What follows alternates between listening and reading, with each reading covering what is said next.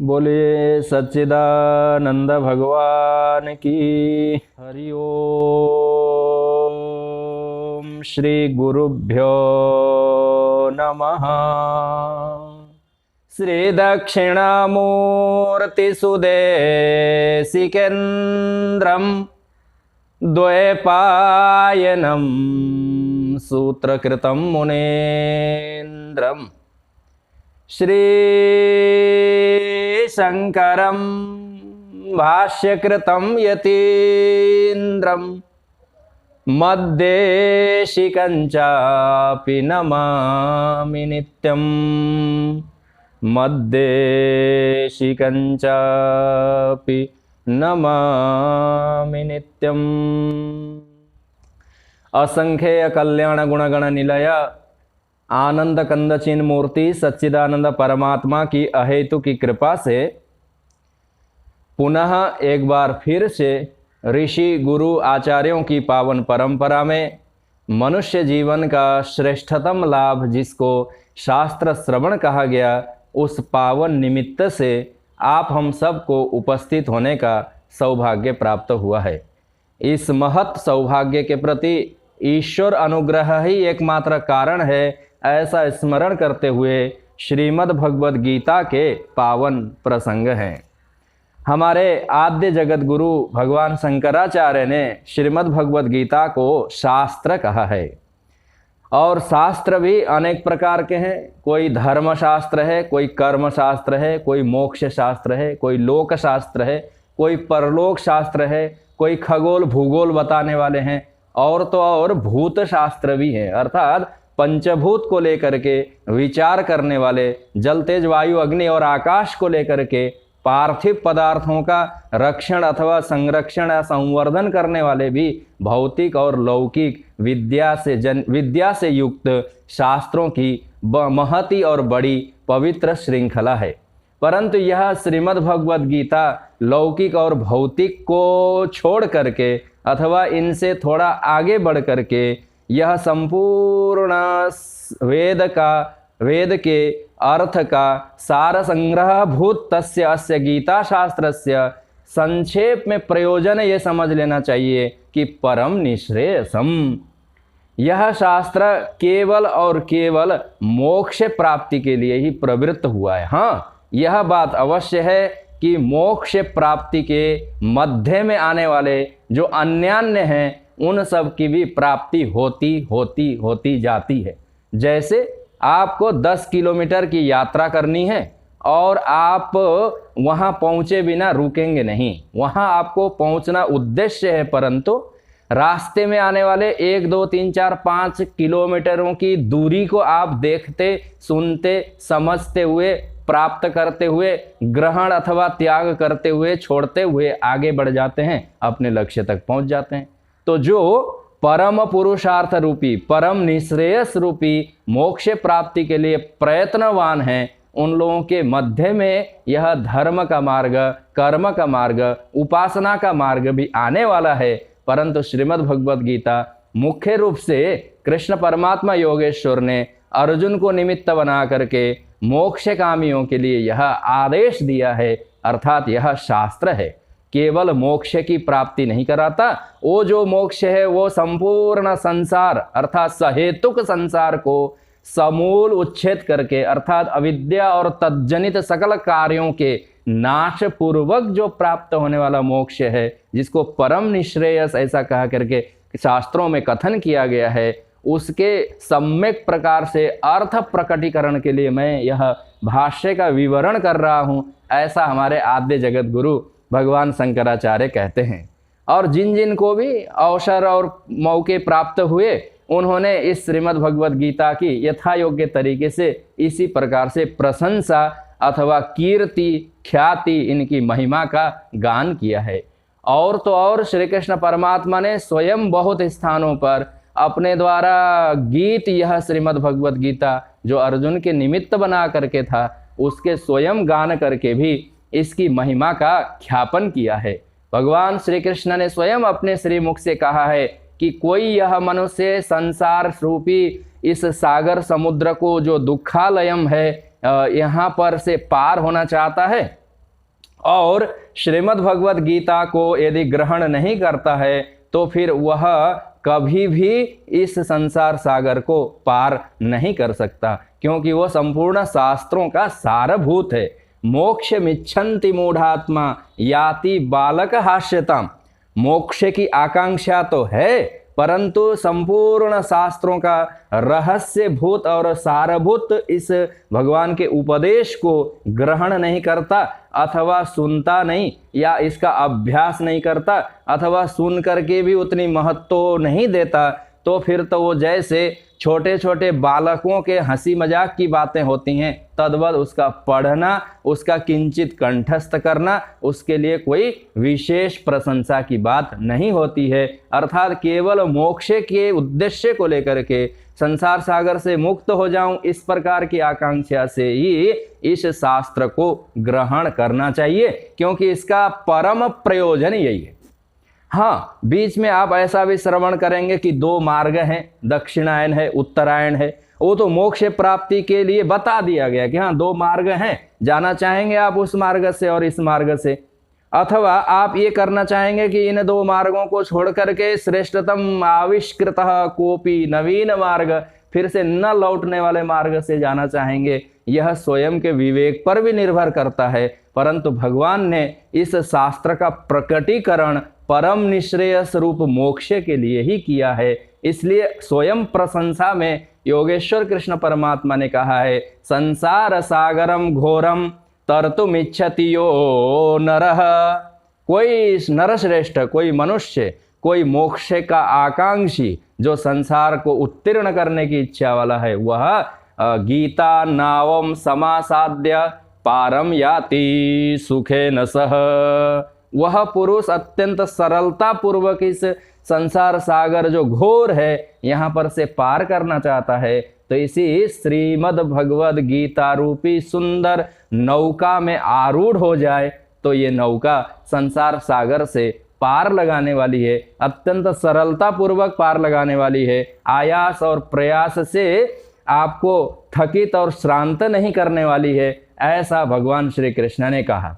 परंतु बहुतों ने ऐसा पूछा कि भाई आप लोग सिर्फ महिमा का गान करते हैं कि कभी कोई इस आश्रय का ग्रहण करके संसार सागर से पार हुआ है?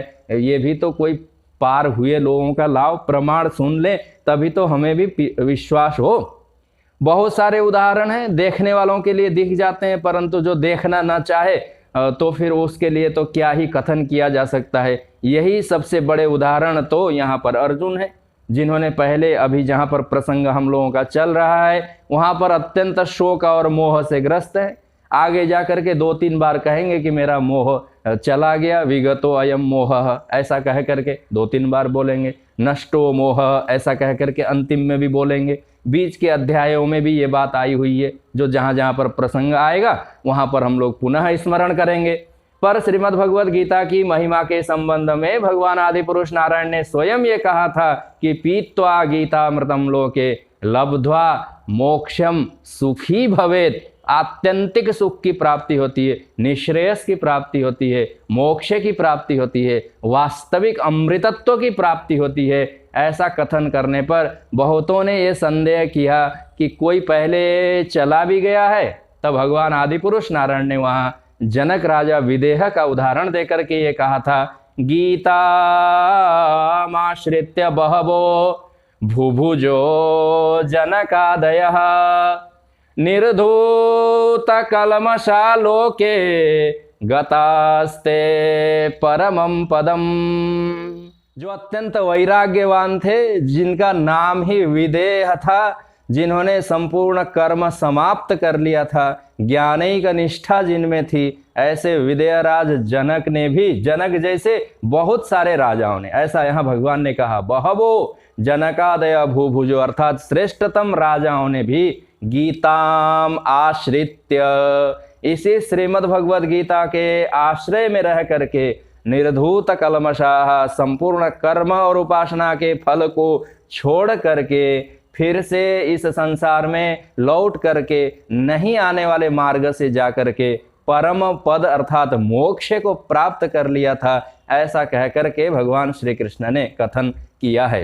और श्रीमद् भगवद गीता में भी आगे जाकर के एक बार फिर से भगवान परमात्मा योगेश्वर स्वयं राजा जनक का नाम ग्रहण करेंगे, अर्जुन को उपदेश देने के क्रम में, बताने के लिए कि इतने बड़े बड़े विदेह नगर के राजाओं ने भी जिस उपदेश के आश्रय से, जिस उपदेश के अर्थ चिंतन से, जिस उपदेश के लक्ष्य समझने के अनंतर इस घोर और मूढ़तम संसार सागर से पार होकर के मोक्ष की जिन्होंने प्राप्ति की थी, तो हे अर्जुन, तुमको परंपरा का भी स्मरण करते हुए, राजाओं की परंपरा का ख्याल रख करके भी तो इसी शास्त्र और परंपरा का आश्रय ग्रहण करना चाहिए।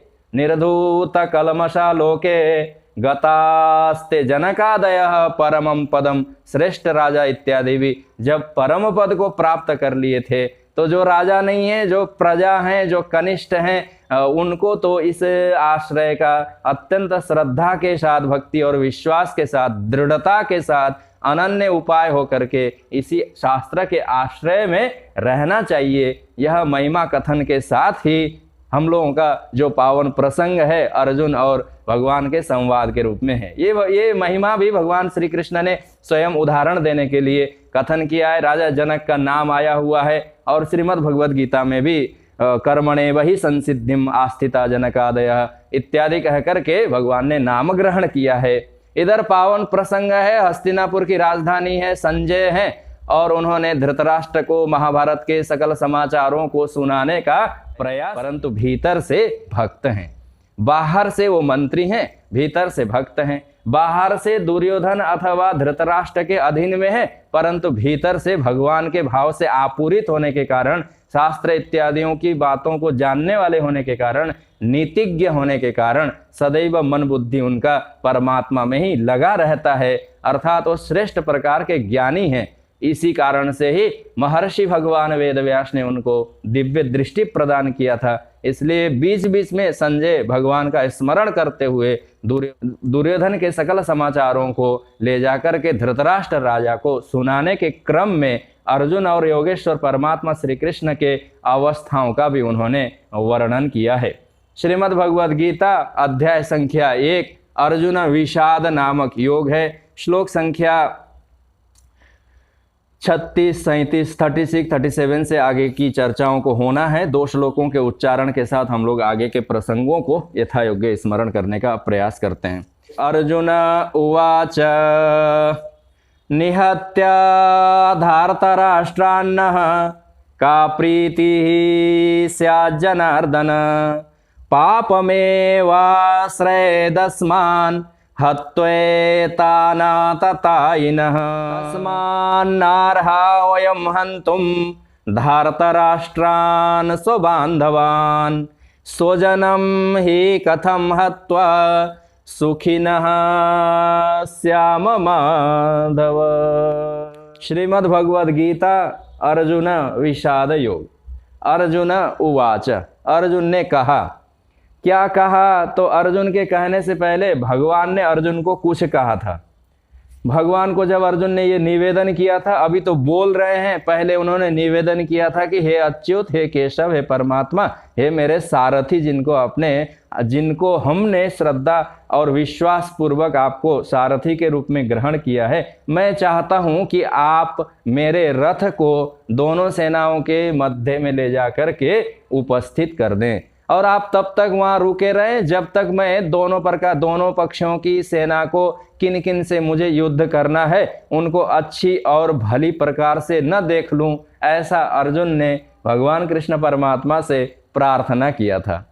भगवान ने भी तत्काल अर्जुन की बातों को, प्रार्थना को स्वीकार करके तत्काल रथ को हाँक करके महती सेंदने उपस्थित होकर के ठीक भीष्म और द्रोणाचार्य के जहाँ से स्पष्ट रूप से दिखाई दें उस स्थान में ले जाकर के भगवान ने चुपके से अर्जुन के कान में हल्के शब्दों में ये कहा था कि हे अर्जुन, उवाच भगवान के वचन है। कुछ श्लोक पूर्व ये बात आई हुई है, जिनको कंठस्थ है उन लोग स्मरण कर सकते हैं। भगवान ने वहां ले जाकर के अर्जुन को ये कहा था, उवाच पार्थ पश्यैतान समवेतान कुरुन इति। चूंकि यह समाचार संजय सुना रहे, इसलिए वहां इति ऐसा लगा हुआ है कि कृष्ण परमात्मा ने रथ को ले जाकर के जब दोनों के बीच में सेनाओं के मध्य में खड़ा किया, तब अर्जुन को ये बोला था कि पश्य कुरुन इति, ये जो कुरुवंशी हैं इनको देख लो अर्जुन जरा तुम।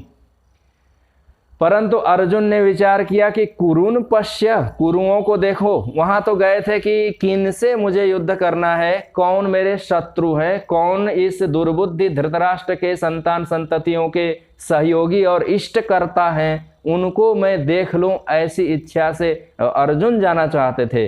परंतु भगवान वहां जाकर के उन्होंने कहा था कि ये जो कुरुओं को देख लो, अर्थात कौरवों को देख लो। इसी में बीज ये छुपा हुआ है कि भगवान ये भी बोल सकते थे कि देखो तुम्हारे हे पार्थ ये शत्रुओं को देखो, तब अर्जुन को हो सकता है थोड़ा उत्साह आता, हाँ भगवान भी कह रहे हैं कि ये मेरे शत्रु हैं, ऐसा कह करके। पर भगवान ने कहा कि नहीं, कुरुन पश्य, ये कुरुवंशियों को देखो। तो भगवान के वचन तो अमोघ हैं। भगवान के वचनों को सुनकर के अर्जुन ने कहा, ठीक कहते हैं केशव आप, ये तो कुरुवंशी हैं, मैं तो सोचता था शत्रु हैं, मैं तो सोचता था दूर देश से आए हुए होंगे, आक्रांत होंगे, परंतु ये तो आचार्य हैं, ये तो पितामह हैं, ये तो मेरे स्वजन हैं, ये तो मेरे बंधु वर्ग हैं। क्योंकि भगवान ने यही कहा, इन पश्चैतान कुरुन, कुरुओं को देखो जो समवेत हैं, उपस्थित हैं, इकट्ठा हुए हैं। और हो सकता है कि तुम्हारे साथ संधि भी करना चाहते हो, क्योंकि भाई तुम्हारे अपने लोग हैं, आपस में झगड़े इत्यादि होते ही हैं, वाद विवाद भी होता ही है, परंतु कभी ना कभी जा करके घर के झगड़ों को बाहर नहीं ले जाया जाता, आपस में समझौता कर लिया जाता है। तो भगवान ने यहाँ अर्जुन को बीज रूप से ये कहा था कि कुरुओं को देखो। तत्काल उस शब्द का अर्थ ऐसे हुआ कि अर्जुन ने भी समझ लिया कि हाँ कुरुओं को ही देखना है। इसको किन्हीं किन्हीं परंपरा में शास्त्रकारों ने कहा कि वाच्यार्थ ग्रहण करने से यही समस्या आती है। जैसे उदाहरण में ये कहा जाता है कि आपका लड़का है और बाहर जाकर के, आरंभ में पानी पूरी की बात आ गई, बाहर जाकर के रोज पानी पूरी खाने की आदत है और खा पी करके वो लौट के आता है, तो आप कहते हैं विष खा रहे हो, विष खाओ और विष खाओ, विषम भुंक्ष, ऐसे शास्त्र की पंक्तियां और उदाहरण के लिए हैं। अर्थात शत्रु के घर में कोई भोजन कर ले या कोई आपको नुकसान करने वाला पदार्थ खा ले, तो बड़े व्यक्ति छोटों को ये उलाहना देने के लिए कहते हैं कि विष पान करो, हाँ विष पान करो, ऐसा कह करके। कोई मदिरा आदि पीने वाला होता है तो उसको समझाने के लिए ये कहा जाता है विष पान करो। अब वो समझ ले कि हाँ सचमुच में ही मुझे विष पान करना है और जाकर के खरीद करके जहर पी ले, तो क्या कहा जाएगा, बुद्धिमान अथवा उसको मूढ़ कहा जाएगा। तद्वत अर्जुन को भगवान ने कहा ये देखो कुरुओं को, ऐसा कह करके नाम तो ग्रहण किया कुरुओं का, परंतु तुम्हारा अनिष्ट करने वाले यही हैं, ऐसा कह करके भगवान उनको शत्रुत्व न अथवा अधार्मिक हैं अथवा तुम्हारे विरोधी हैं, शत्रु पक्ष के हैं, इन्होंने तुम्हारा बहुत अधर्म किया है तुम्हारे प्रति, ऐसा समझाना चाहते थे। परंतु भगवान ने तो शब्द उच्चारण किया पश्य, हे अर्जुन देखो, किसको देखे, कुरुओं को देखो। अर्जुन ने तत्काल देखा तो हाँ सचमुच में ये तो कुरुवंश के बड़े वृद्ध हैं। कौन है, तो भीष्म हैं। ये सारे लोगों को अर्जुन ने देख लिया, कौन कौन है तो सबको देख लिया। इसकी चर्चा हुई है, आचार्य लोग थे वहाँ, पितर थे, उनके पुत्र थे, उनके भी पुत्र थे, किसी का पितामह था तो उनका भी चाचा ताऊ भतीजा इत्यादि जितने सगे संबंधी अथवा उनके भी मित्रों के भी मित्र अथवा मामा के भी मामा अथवा भांजा का भी कोई दूसरा भांजा अथवा संबंधी के भी संबंधी लोग वहाँ एकत्रित हुए थे। सारी संबंधों की श्रृंखला वहाँ पर उपस्थित थी। तब अर्जुन ने ये कहा था श्लोक संख्या 35 में कि एतान्न हन्तुमिच्छामि। भगवान को देख करके अर्जुन ने कहा इनको मैं मारना नहीं चाहता। भगवान ने कहा ठीक है, क्यों नहीं मारना चाहते हो? तो अर्जुन ने यही कहा कि हे मधुसूदन, मैं तो इनके लिए तो स्वर्ग का राज्य मिल जाए तो भी मैं आचार्य का वध कैसे कर लूं, स्वर्ग की संपदा और वैभव भी मिल जाए तो भीष्म पितामह के ऊपर कैसे मैं बाण प्रहार करूं। मैं तो त्रिलोकी के राज्य के लिए भी इनका नाश नहीं करना चाहता, इनसे मैं युद्ध नहीं करना चाहता, क्योंकि ये तो मेरे स्वजन हैं ना, बड़े बूढ़े हैं, बड़े बूढ़े हैं, पूर्वज हैं, अग्रज हैं, इनसे हमने शिक्षा दीक्षा ग्रहण की है, मैं इनको नहीं मारता। अब भगवान ने विचार किया कि देखो, हमने तो कहा था कि देखो, देखो का अर्थ ये था कि देख के समझ लो कि कौन है, देख के समझना क्या था कि शत्रु हैं, धर्म के परिपंथी हैं, अधार्मिक हैं, हमारे साम्राज्य को छीनने वाले हैं, अथवा मुझे जंगल में भेजने वाले हैं। कहाँ कहाँ अर्जुन को भेजना पड़ा, क्या भेजा गया, क्या क्या वेशभूषा अर्जुन को बनानी पड़ी, कैसे कैसे छुप करके रहना पड़ा, ऐसे ही अवस्था कराने वाले हे अर्जुन, ये सब तुम्हारे शत्रु हैं। पश्य, ऐसा भगवान का भाव था, परंतु अर्जुन ने उस भाव को नहीं ग्रहण करके शब्दार्थ ग्रहण कर लिया। शब्दार्थ तो यहाँ भीष्म पितामह खड़े ही हैं, उन्होंने, भगवान ने भी कहा कुरुन पश्य, हाँ मैं देखता हूं ये कुरु है, ठीक, मैं इनसे युद्ध नहीं करता। भगवान ने विचार किया कि अब ये युद्ध नहीं करेगा तो इतनी तैयारी, इतनी व्यवस्था, इसका निश्रेयस अंततोगत्व, इसका आत्यंतिक कल्याण कैसे सिद्ध होगा। ऐसे सोच करके भगवान ने फिर से एक छोटा सा प्रश्न पूछने का मन किया मन में, और मन मन में पूछ लिया। ये बातें सब संजय धृतराष्ट्र को बता रहे। अर्जुन ने यह कहा कि ये जो बड़े बूढ़े हैं ना, आचार्य हैं, पिता हैं, ससुर हैं, आदि आदि संबंधी लोग, इनको न हंतुम इच्छा में, मारना नहीं चाहता, तो क्या करोगे। बोले त्रैलोक के लिए भी नहीं मारूंगा। तब भगवान ने कहा कि अच्छा भीष्म को नहीं मारना चाहते ना, ठीक है, वो तुम्हारे अग्रज हैं, अंगुली पकड़ करके तुम्हारी सारी अवस्थाएं बचपन से लेकर के युवावस्था तक की उनके आसपास बीती है, तो उनको न मारना चाहो, न प्रहार करो, छोड़ दो भीष्म को। और ये आचार्य जिनके पास में सन्निधि में रह करके, जिनके अनुशासन में रह करके, जिनसे उपदेशित होकर के, शिक्षित होकर के तुमने आचार्य माना है, द्रोणाचार्य, इनको भी तुम नहीं वध करना चाहते तो न करो। तुम्हारे जो मित्र थे अश्वत्थामा, ठीक है, उससे भी तुम नहीं लड़ना चाहते तो उसको भी गुरुवत गुरुपुत्रेषु, ऐसा गुरुवत जान करके, महनीय जान करके, पूज्य जान करके उसके साथ तुम युद्ध न करना चाहो, न करो। परंतु धृतराष्ट्र का ये दुष्ट पुत्र जिसका नाम दुर्योधन है, पर बोलचाल के लिए उसने सुयोधन ऐसा रख लिया है, तो उसके साथ तो युद्ध करोगे कि नहीं, ये भगवान यहां पूछना चाहते हैं। तीनों लोकों के राज्य के लिए भी मैं इनसे युद्ध नहीं कर सकता। भगवान ने पूछा तो किन से युद्ध नहीं करते, पितामह, आचार्य, पितर, इन लोगों से नहीं युद्ध करना चाहता। तो भगवान ने कहा कि बराबरी वाले से तो युद्ध करोगे, चलो धृतराष्ट्र से न युद्ध करो, उनके पूर्वज पितामह से न करो, पर ये जो धार्तराष्ट्र हैं, अर्थात धृतराष्ट्र के जो संतान हैं, जो दुर्बुद्धि हैं, जिसका नाम दुर्योधन है, जो अत्यंत मूढ़ और विपरीत ज्ञान वाला है, जो अत्यंत द्वेष से युक्त है तुम्हारे प्रति इसने अनेक प्रकार के अधर्म का आचरण किया है, ये दुर्योधन से तो युद्ध करोगे कि नहीं, ऐसा भगवान पूछना चाहते हैं। अत्यंत व्यवहारिक प्रश्न यहाँ पर भगवान ने अर्जुन को मन मन में पूछा है। उन्होंने कहा ठीक ठीक ठीक, भीष्म से न लड़ो, मैं तुमको जबरदस्ती नहीं करता, तुम आचार्य द्रोण से युद्ध न करो, क्योंकि भगवान तो जानते ही हैं, मया एव, मेरे द्वारा ही निहता पूर्वमेव। भगवान आगे जाकर के कहेंगे कि हे अर्जुन, तुम्हारा ये जो गांडीव उत्तोलन करना, मंत्र पढ़ना, उसमें बाण संधान करना, फिर उसका प्रक्षेप करना, फिर देखना ओ ये अश्वत्थामा गिर गया, ये अमुक वीर पुरुष अपने रथ से नीचे गिर गया, अरे हमने इसके कर्ण के रथ के पहिए को जमीन में धंसा दिया, ऐसे कह करके उत्साहित होना, बाद में अर्जुन को पता चलेगा ये तो व्यर्थ ही था। मया एव निहता भीष्म द्रोण इत्यादि 11 अध्याय में भगवान ने अपने विराट रूपी श्रीमुख से स्वयं कहा है। भगवान ने स्वयं कहा है मया एव निहता, मेरे द्वारा ही ये पहले ही मारे जा चुके हैं अर्जुन, तुम तो बस निमित्त बनना है और तुम्हारी कीर्ति होगी, काम मैं करूंगा। ये भगवान का अनुग्रह है। भगवान तो जानते ही हैं कि किसका वध किसके द्वारा होना है, कौन समय में होना है, किस घड़ी में होना है, कौन से अस्त्र से होना है, अथवा बिना अस्त्र शस्त्र के ही होना है, छल से होना है, बल से होना है, युद्ध के किस विधि से किसका वध होना है, यह भगवान अच्छी तरह जानते हैं। इसलिए भगवान ने पूछ लिया अर्जुन को कि ऐसे भी बाण प्रहार करोगे भीष्म को, पर शिखंडी को लाने के लिए मुझे जितनी व्यवस्था करनी पड़ेगी उसकी कोई गिनती नहीं होगी।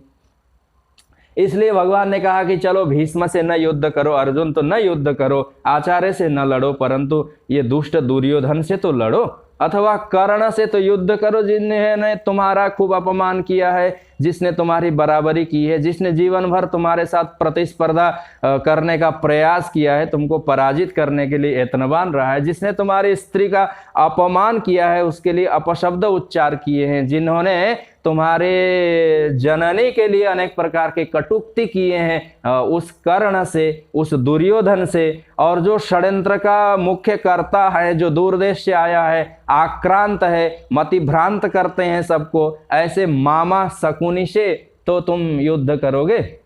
ऐसा भगवान यहाँ पूछना चाहते हैं अर्जुन को।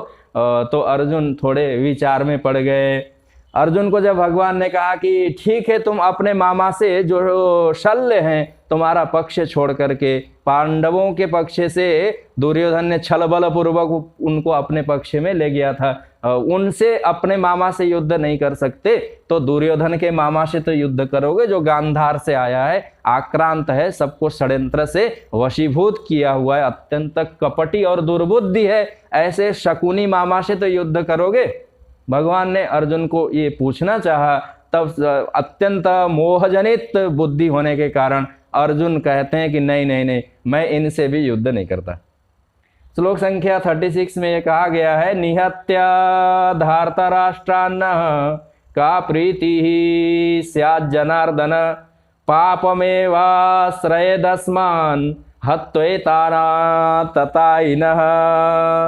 ऐसी मति भ्रांति अर्जुन की अवस्था है, पर बीच बीच में स्मरण करने की बात क्या है कि अर्जुनम निमित्ती कृत्य, अर्जुन को निमित्त बना करके उसके द्वारा सभी मनुष्यों के चित्त के अवस्था की, मन के अवस्था की, बुद्धि के भ्रम की, मोह की बातें यहाँ हो रही हैं। यह बात जो विचार करने वाले हैं उन लोग जानते और समझते हैं, ये दूसरे किसी की बात नहीं हो रही है। नाम अर्जुन है, परंतु अर्जुन के जगह पर सभी लोगों को अपना अपना नाम, अपने अपने रूप, अपनी अपनी अवस्था रख करके विचार करने वाले को ऐसा करना चाहिए। इसी को विचार कहा गया है। तब पता चलेगा कि कहाँ मोह छुपा है, कहाँ अहंता छुपी है, कहाँ ममता छुपी है, कौन अपना है, कौन पराया है। विचार से ही यह सारी चीजें पता चलने वाली होती हैं। अर्जुन को योगेश्वर कृष्ण परमात्मा ने कहा, जो अभी वैसे सारथी बने हुए हैं, यद्यपि ज्ञान मुद्रा उनका हटा नहीं है, ज्ञान मुद्राय,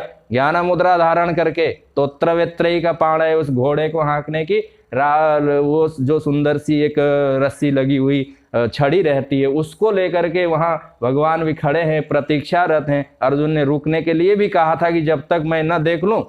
भगवान ने तो ये भी कहा होगा कि आए थे देखने और मुझसे ही तुम विवाद करने लग गए। पर भगवान ने पूछा अर्जुन को कि चलो, बड़े बूढ़ों की हत्या तुम करना नहीं चाहते, उनसे युद्ध नहीं करना चाहते, परंतु धृतराष्ट्र के पुत्र को तो तुम मल्ल युद्ध के लिए अथवा गदा युद्ध के लिए ललकारोगे? दुर्योधन को, दुशासन को, शकुनी को, कर्ण को, अथवा अन्यान्य जो भी हैं, दुशासन के बाद होने वाले उनके जो भी सौपुत्र हैं, उनके साथ तो तुम युद्ध करोगे कि नहीं? अर्जुन ने कहा नहीं नहीं नहीं, निहत्या धार्तराष्ट्रान, ये दुर्बुद्धि धृतराष्ट्र के पुत्रों को मार करके हे जनार्दन, न हम लोगों का क्या प्रीति अर्थात अच्छा हमारे लिए होगा। मोहन अंध किन्ह के, कौन ऐसा संसार में है जो अपने बुद्धि की भ्रांति से नाश को नहीं प्राप्त हुआ। अर्जुन ने दुर्योधन का नाम लेकर के भी ये कहा, स्वयं कहते हैं यहाँ, स्वयं इन्होंने कहा कि इनका नाश करके, इनसे युद्ध करके मेरा क्या सिद्ध होने वाला है। क्यों भाई, आप तो पहले तो धनुष उठा लिए थे, पहले तो बाण संधान करने वाले थे, पहले तो आपने शंख बजाई थी, अभी तो आप मंत्र पढ़ करके अस्त्र शस्त्र उत्तोलन कर चुके थे, अनुसंधान करने के लिए ब्रह्मास्त्र का आपने आचमनी भी कर लिया था, परंतु अब कहते हैं कि ये दुर्बुद्धि दुर्योधन से भी मैं युद्ध नहीं करता। भगवान ने कहा अरे तो आतताई हैं। आतताई शब्द की बड़ी भारी विस्तार से आचार्यों ने व्याख्यान किया है, पर अर्जुन यहाँ धृतराष्ट्र के संतान संतति अर्थात मुख्य रूप से दुर्योधन को भी मैं युद्ध में पराजित अथवा उसका वध नहीं करना चाहता। भगवान ने कहा क्यों? क्योंकि पापम एव, इससे तो हे केशव, हे जनार्दन, पाप लगेगा ना। अर्थात यह जो वध अर्थात हत्या रूपी जो क्रिया है, इसका कर्ता तो मैं बनूंगा। ऐसा आचार्य लोग शास्त्रीय भाषा में लिखते हैं। उन्होंने कहा, भगवान ने कहा दुर्योधन का वध करो, तो कहे कि नहीं, दुर्योधन का वध करने पर भी तो मुझे पाप तो लगेगा ना, मारना रूपी। भगवान ने कहा शास्त्र पढ़ा हुआ तुम भूल गए क्या कि वैदिकी हिंसा हिंसा न भवति। अर्जुन ने कहा, हे केशव, आप भी थोड़े शास्त्र विस्मरण कर लिए होंगे। माँ हिंस्यात् सर्वभूतानि, ये भी तो कथन किया गया है, किसी की हिंसा न करो। तो फिर भगवान ने कहा नहीं नहीं, ये तो आतताई है ना, तुम्हारे संपूर्ण विधि व्यवस्था को, परंपरा को, घर द्वार को, राज्य को, संपदा को, वैभव को, स्त्री को, सबको छीनने वाले आतताई हैं। आतताई होने के कारण इनके नाश में तुमको कोई पाप नहीं लगेगा, ऐसा भगवान यहाँ कथन करना चाहते हैं। यद्यपि ये शब्दावली अर्जुन के ही हैं। अर्जुन ने कहा ये जो आतताई हैं अर्थात दुर्योधन आतताई हैं, ये मानते हैं अर्जुन भी, परंतु आतताई को मार करके भी मुझे पाप लगेगा, अर्थात पाप का कर्ता मैं बनूंगा, पाप क्रिया का कर्ता बनूंगा, ऐसा अर्जुन के मन में भ्रांति है। पर उसको संक्षेप में ऐसा समझ लेना चाहिए कि हिंसा केवल क्रियात्मक नहीं है, वो भावों को भी देखा जाता है। उसके लिए अत्यंत छोटा उदाहरण क्या है कि आप और हम रास्ते में चलते हैं और किसी को थोड़े ऊंचे स्वर में कुछ भी वचन बोल दें, अर्थात झगड़ा कर लें, किसी से झगड़ा कर लें, तो फिर आप लाठी उत्तोलन भी उसके ऊपर करने जाएं तो थाना कोर्ट कचहरी में केस हो जाते हैं। ठीक है, क्यों? क्योंकि वहां पर हिंसा की वृत्ति आई, आपने उसका नाश करने का प्रयास किया, आपने उसके अंग भंग की चेष्टा की, हाथ पैर तोड़ दूंगा ऐसा आपने कहा।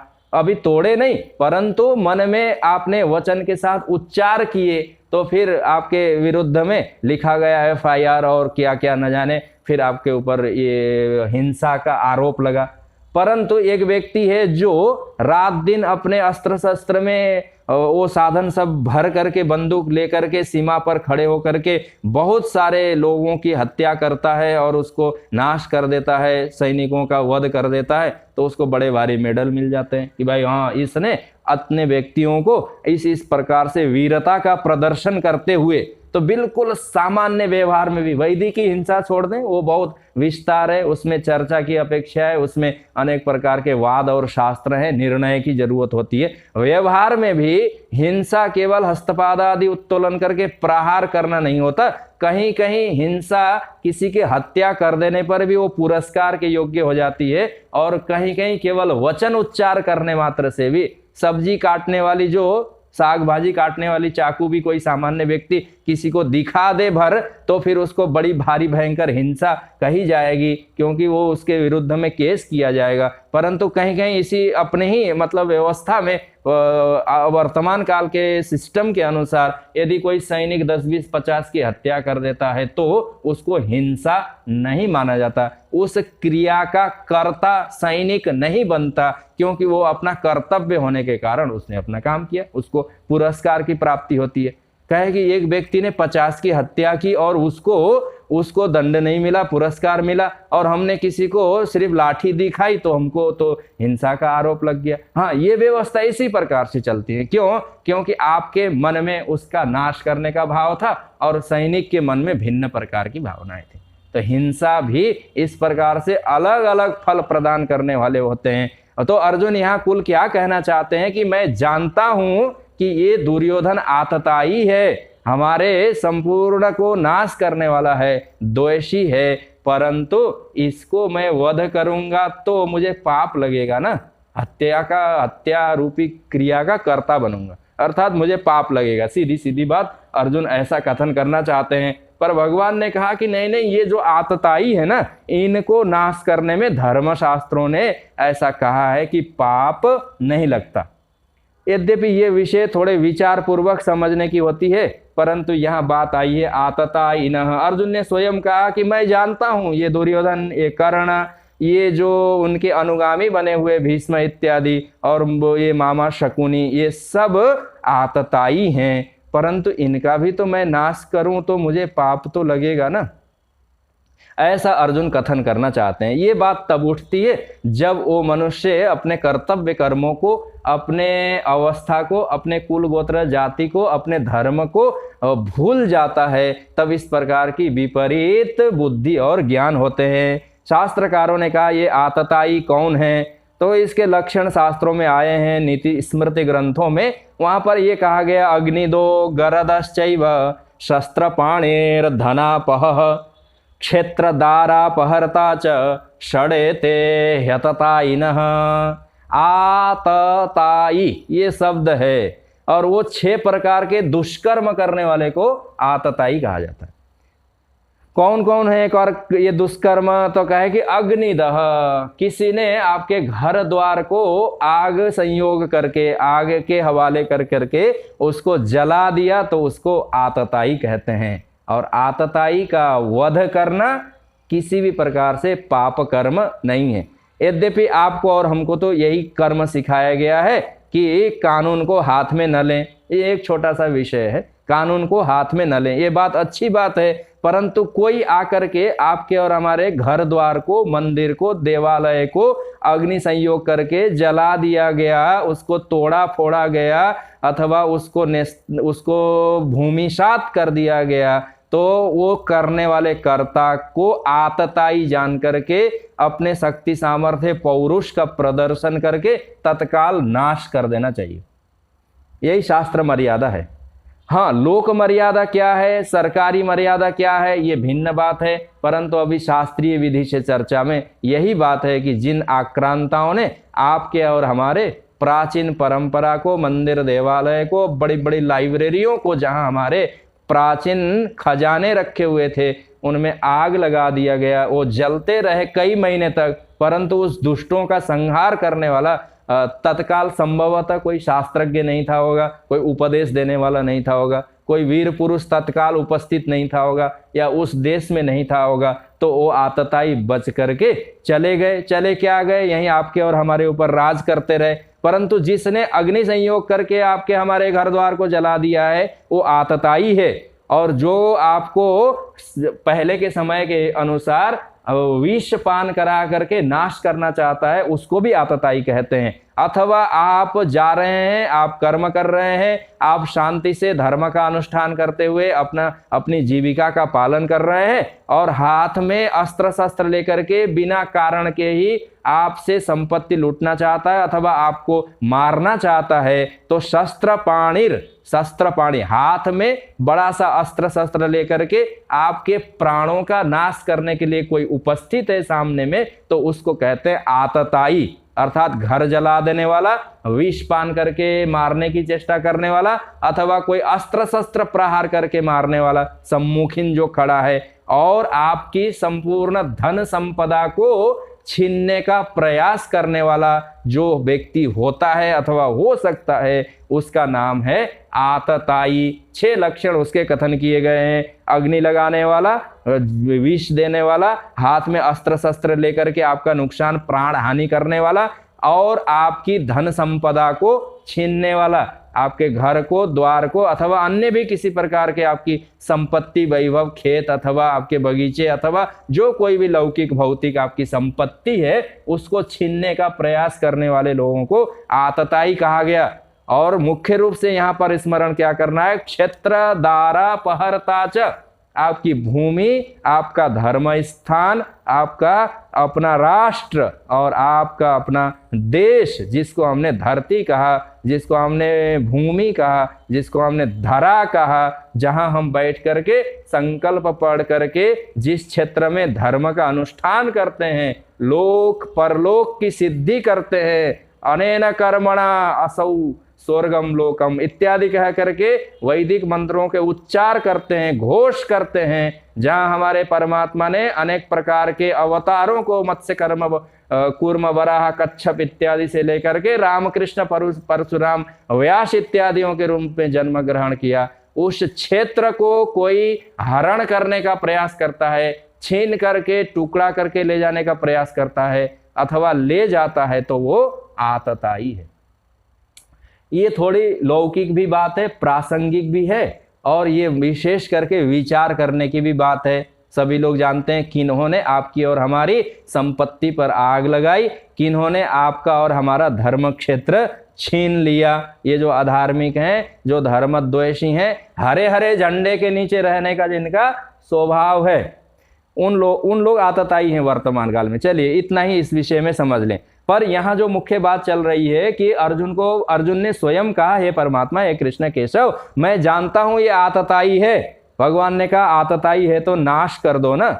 और ये दुर्योधन इत्यादि वस्तुतः शब्दशः यथार्थ रूप से इन 6 ही दुर्गुणों से युक्त हैं और पांडवों के प्रति इन्होंने अग्नि लगा करके लाक्षागृह में जलाने का भी प्रयास किया। भीमसेन को बचपन में बाल्यकाल में विष पान करा करके नाश करने का प्रयास किया। अभी भी सब लोग अस्त्र शस्त्र लेकर के शस्त्र पाणी खड़े हैं। और युधिष्ठिर की जो राजलक्ष्मी थी, वैभव लक्ष्मी थी, जो धन इत्यादि थे, उन सबको हर लिया था इन्होंने। और युधिष्ठिर जहाँ के राजा थे, सम्राट थे, नया उन्होंने देश बसाया था, तब उसको भी छल बल कपट और द्यूत क्रीड़ा से छीनने वाले क्षेत्र और दारा अपहरता, उनकी स्त्री जो अर्धांगिनी थी उनका भी अपमान करने वाले, स्त्री को हरण करके ले जाने वाले, ये सभी दुर्गुणों से युक्त अर्थात शुद्ध रूप से आतताई के सकल लक्षण हैं। और शास्त्रकारों ने, धर्मशास्त्र वालों ने ये कहा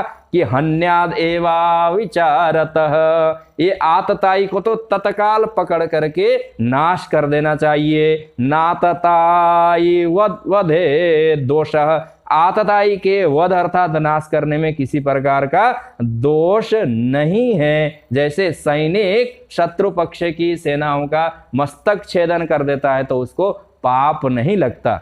ये दुर्योधन इत्यादि ने तो धर्मिष्ठ पांडवों को नाश करने के लिए एक ऐसा लाक्षागृह बनाया था।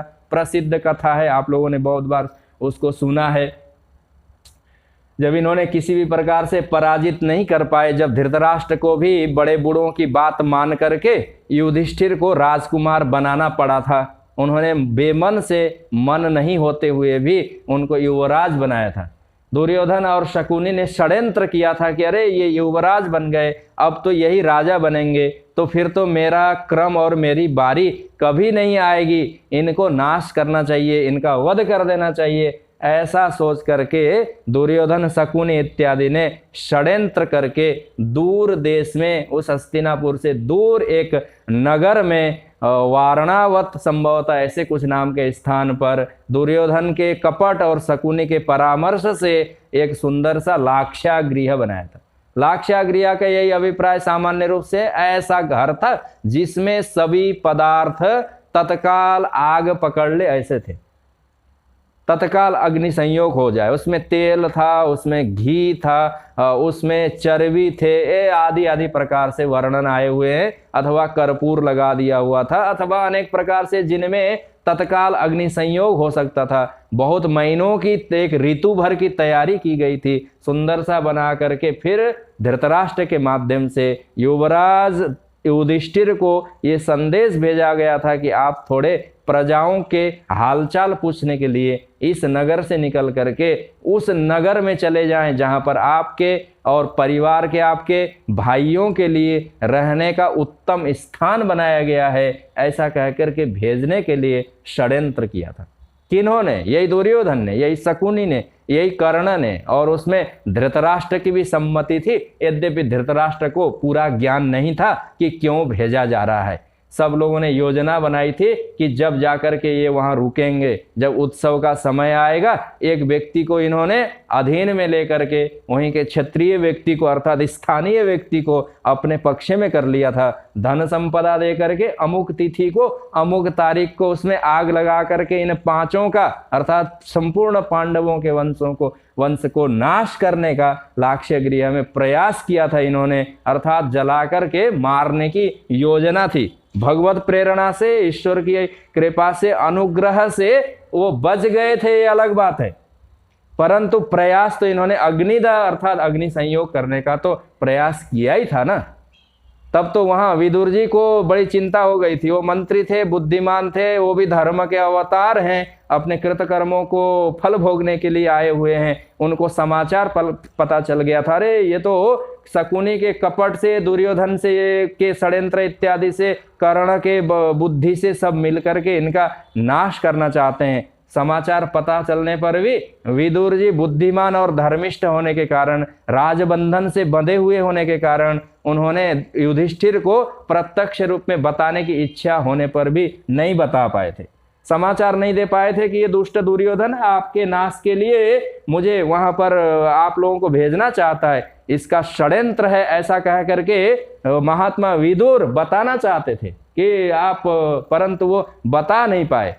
परंतु फिर भी उन्होंने विचार किया कि नहीं नहीं, कुछ तो संदेश मुझे देना मेरा कर्तव्य बनता है। ऐसा सोच करके एक दिन प्रातः काल, जिस 1-2 दिन पहले अर्थात युधिष्ठिर अथवा पांडवों के सह कुंती के निकलने वाले थे उस नगर के लिए, विदुर जी प्रातः काल ही सत्संग के माध्यम से बहाना बना करके धर्मराज युधिष्ठिर के पास चले गए थे। युधिष्ठिर ने उनका सुंदर सत्कार किया था, पाद्य अर्घ्य आचमनी दे करके अपना आसन छोड़ करके वहां पर बैठा करके उनका सत्कार किया। और विदुर जी चाहते तो थे कि मैं इस युधिष्ठिर को बता ही दूं कि दुर्योधन का ये षड्यंत्र है, परंतु उन्होंने विचार किया कि नहीं नहीं, बताने पर भविष्य में फिर से ये राजा बनेंगे, क्योंकि हर बात आपको इस प्रकार से सार्वजनिक रूप से प्रकट नहीं करते, राजघरानों की बात है। व्यवहार में भी ऐसा होता है, सारी चीजें आपको जानने पर भी प्रकट करने का हक नहीं है। तब महात्मा विदुर ने पूछा था धृतराष्ट्र युधिष्ठिर से, अनेक प्रकार के धर्म संबंधी प्रश्न पूछे थे, सत्संग के बहाने से, विचार के बहाने से, राजनीति के दृष्टि से, अर्थशास्त्र की दृष्टि से उन्होंने बहुत प्रश्न पूछे। और उसी में चुपके से उन्होंने एक प्रश्न ये पूछा था कि अच्छा बताओ युधिष्ठिर, जंगल, घोर जंगल में जब आग लग जाती है तो चूहा कैसे बच जाता है? युधिष्ठिर ने बहुत विचार किया था और कहा था कि चूहा और खरगोश हे तात इसलिए बच जाता है, सब संपूर्ण अग्नि लग करके सारे जंगल के पेड़ पौधे और बड़े बड़े सिंह, हिरण इत्यादि भागने का रास्ता नहीं हो करके, जैसे बड़े भारी जंगलों में कभी आग लग जाए तो वहाँ पशु पक्षी प्राणी और तो और उड़ने वाली चिड़िया तक स्थान नहीं पा करके उस तपन से मर जाती हैं। विदुर जी ने पूछा था युधिष्ठिर को कि हे युधिष्ठिर, जरा बताओ कि हमने सुना है चूहा और खरगोश बच जाते हैं, उतने बड़े भयंकर दावानल अग्नि में जो संपूर्ण वन को राख बनाने का सामर्थ्य है, जिसमें एक छोटा सा चूहा कैसे बच जाता है? तब युधिष्ठिर ने सुंदर सा उत्तर दिया था, हे तात, मैं समझ गया आप क्या कहना चाहते हैं। चूहा इसलिए बच जाता है कि अग्नि ऊपर लगती है और वो जमीन के नीचे एक सुंदर सा सुरंग खोद लेता है, गड्ढा खोद लेता है, बील बना लेता है। और चतुर चूहा होगा जिसके परिवार में ज्यादा सदस्य होंगे तो एक तरफ से खोद करके बहुत दूर तक लेकर के जाता है, कभी कभी दूसरे तरफ से भी निकलने का रास्ता बना लेता है। अत्यंत चतुर और भूमि को खोदने का जिसका सामर्थ्य होता है, जिसका अभ्यास होता है, इसलिए वह चूहा बच जाता है। ऐसा युधिष्ठिर ने महात्मा विदुर जी को बताया था। उन्होंने कहा था, हे तात, मैं समझ गया आपका क्या अभिप्राय है। मैं जानता हूं दुष्ट दुर्योधन ने हमें जला करके नाश करने के लिए अवश्य ही वो ऐसा कोई घर बनाया होगा जहां पर मुझे सुरंग खोदनी है। ऐसा कह करके उन्होंने संकेत में महात्मा विदुर को संतुष्ट किया था। विदुर जी ने उनको आशीर्वाद और वरदान दिए थे कि हे, अभी तो आप युवराज हैं, होने पर भी आपके समान बुद्धिमान और धर्मज्ञ, चतुर और राजनीतिज्ञ कोई नहीं है, मैं संतुष्ट हूं। ऐसा कह करके महात्मा विदुर अत्यंत प्रसन्न होकर के उसी दिन युधिष्ठिर 5 भाई सहित भीमसेन के और मां कुंती के, द्रौपदी के उस वारणावत के लाक्ष्य गृह में जाने की उन्होंने अनुमति दी थी।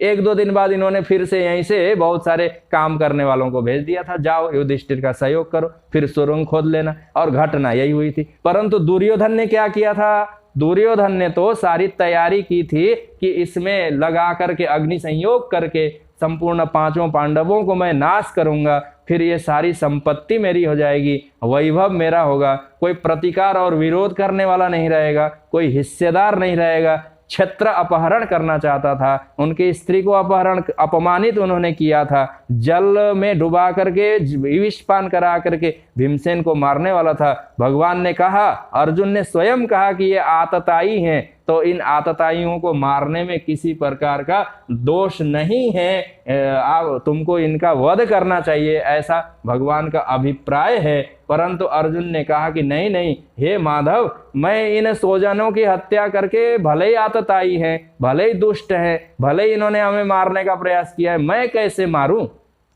ये अर्जुन यहाँ पर पूछते हैं। पापमेवाश्रयेदस्मान् हत्वैतान् ततायिनः। ये आतताइयों को मारने में किसी प्रकार का दोष नहीं है, यह जानते हुए भी अर्जुन कहते हैं तस्मान, इसीलिए, जिसलिए कि ये आतताई हैं परंतु स्वजन है ना, इसलिए हम लोग इनका वध नहीं कर सकते। धार्तराष्ट्रान, धृतराष्ट्र के ये जो 100 पुत्र कौन है भाई, आतताई हैं कि नहीं? बोले नहीं, सो बांधवान, आतताई होने पर भी मेरे ही बंधु बांधव है ना।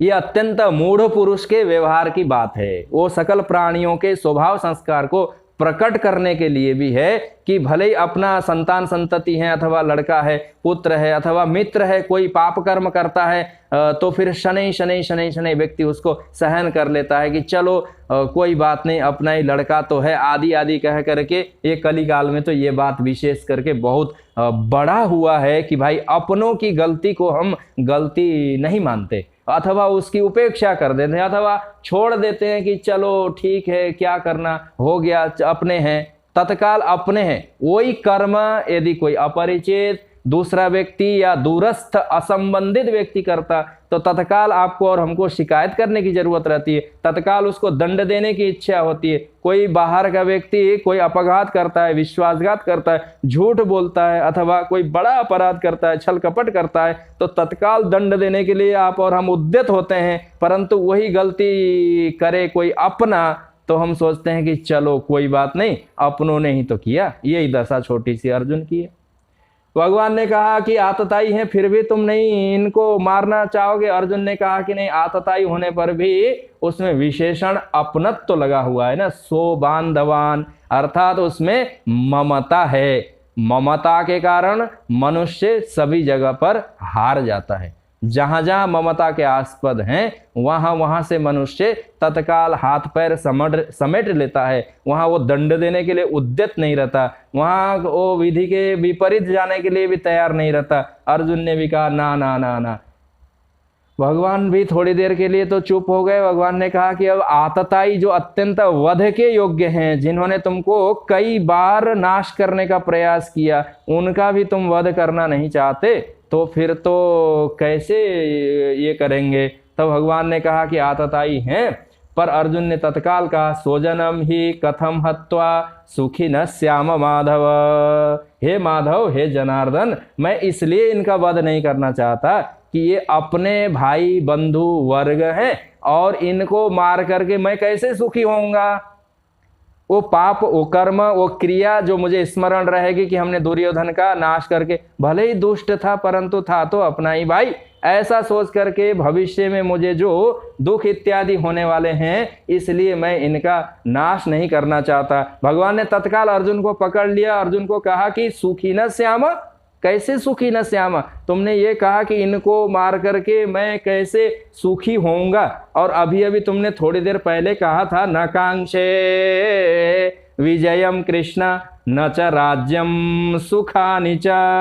अर्जुन को भगवान ने पूछा कि अभी तुम कहते हो कि दुर्योधन को मार करके मैं कैसे सुखी होऊंगा, इसका मतलब सुखी होना चाहते हो, एक बात। दूसरी बात, पहले तुमने कहा था राज्यम, और राज्य के सुख मुझे नहीं चाहिए, और राज्य के भोग और उसके सुख मुझे नहीं चाहिए। तो पहले ये तय कर लो कि सुख चाहिए कि नहीं चाहिए, भोग नहीं चाहिए कि नहीं चाहिए। तो यदि नहीं चाहिए तो फिर मैं बाद में सुखी होऊंगा, दुखी होऊंगा, ऐसे करूंगा तो ये होगा, ऐसा कह करके कल्पना करने की क्या अपेक्षा है? भगवान को अर्जुन को भगवान ने कहा कि स्वजनम ही कथम, इन स्वजनों की हत्या करके कथम सुखी ना, कैसे मैं सुखी होऊंगा? पदार्थों से आदमी सुखी होता है कैसे भी? कलिकाल में तो, वर्तमान काल में तो यही विशेष रूप से चल रहा है। किसी भी प्रकार से हमें अपने सुखों का साधन चाहिए। परंतु यहाँ विवेकी की बात है, अर्जुन के अंतस में मोह होने पर भी लौकिक दृष्टि से विचार करते हैं कि हाँ, अपने भाई बंधुओं को मार करके मैं कैसे सुखी होऊंगा। अब भगवान अर्जुन को एक बड़ा प्रश्न यहाँ पूछना चाहते हैं। हे अर्जुन, तुमने ये कहा कि आतताई को मार करके यानी दुष्ट दुर्योधन का वध करने से पाप लगेगा और उसका नाश करूंगा तो मैं कैसे सुखी होऊंगा, स्वर्ग राज्य इत्यादि मुझे प्राप्त होगा। ठीक है, पर मैं सुखी नहीं हो पाऊंगा, ऐसा जो कथन करते हो, यही बात दुर्योधन क्यों नहीं कथन करता? ये संपूर्ण कौरव वंशी में तुम ही एक शास्त्र पढ़े लिखे व्यक्ति हो कि किस कर्म से पाप लगेगा और किस कर्म से पाप नहीं लगेगा, कैसे सुख मिलेगा अथवा कैसे नहीं मिलेगा। तो दुर्योधन के मन में ये बात क्यों नहीं आती? अर्जुन ने कहा दुर्योधन दुष्ट है ना, वो विचार नहीं कर सकते, उनको तो बस जैसे तैसे भी किसी प्रकार से हस्तिनापुर का साम्राज्य चाहिए। भगवान ने कहा कि आतताई का नाश करना है अथवा नहीं करना है, शत्रु वध के योग्य हैं कि नहीं। अच्छा, ये दुर्योधन नहीं जानता होगा तो उधर जो पढ़े लिखे बुद्धिमान लोग हैं, जो भीष्म हैं और तुम्हारे गुरु आचार्य द्रोण हैं, उनको भी ये बात कुछ पता होगा कि बस तुमको ही अकेले को ज्ञान और जानकारी है।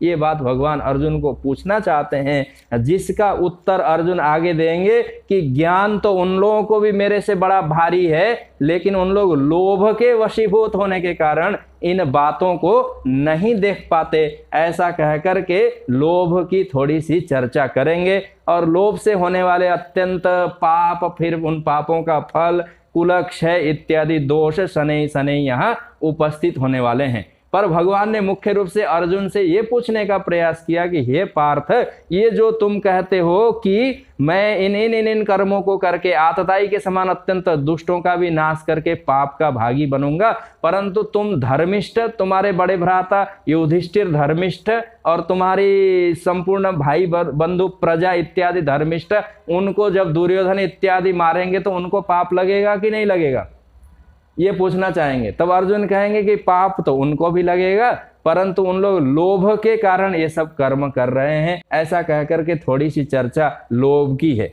अब फिर से पुराना प्रसंग स्मरण करें। ये सब समाचार हस्तिनापुर में अंधे धृतराष्ट्र के द्वारा पूछे जाने पर बुद्धिमान भगवान के भक्त संजय ने कहा। जब संजय ने यह कहा कि हे राजा धृतराष्ट्र, अर्जुन ने तो भगवान के सामने खड़े होकर ये कहा कि भले ही आतताई हैं, भले ही उन्होंने मेरा घर जलाने का प्रयास किया, भले ही मेरा साम्राज्य छीन लिया है मेरे बड़े भ्राता का, भले हस्तिनापुर के सिंहासन पर दुर्योधन बैठ जाए तो जाए, परंतु मैं तो किसी प्रकार से अपने बंधु बांधव स्वजन का वध नहीं करूंगा। धृतराष्ट्र अत्यंत प्रसन्न हो गए। उन्होंने कहा ठीक ठीक ठीक ठीक, यदि अर्जुन ने संकल्प कर लिया कि अब दुर्योधन अथवा कर्ण इत्यादि शकुनी का मैं वध नहीं करूंगा तो अवश्य ही ये बच जाएंगे। ऐसा सोच करके धृतराष्ट्र को थोड़ी सी प्रसन्नता हुई।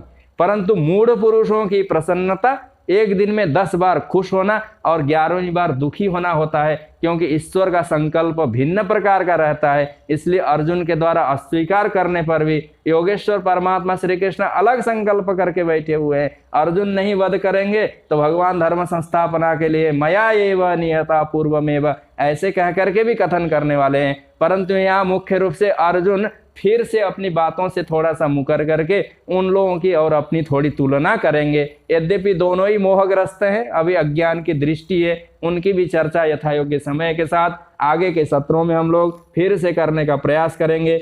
आज के सत्र को हम लोग यहाँ इस प्रकार से एक श्लोक के उच्चारण के साथ विश्राम देते हैं। यद्यप्यते न पश्यन्ति लोभोपहत चेतसः कुलक्षय कृतं दोषम मित्रद्रोहे च पातकम। बोलिए सच्चिदानंद भगवान की, सद्गुरुदेव महाराज की, काशी विश्वनाथ महादेव। ओम नमः पार्वती पतये हर हर महादेव।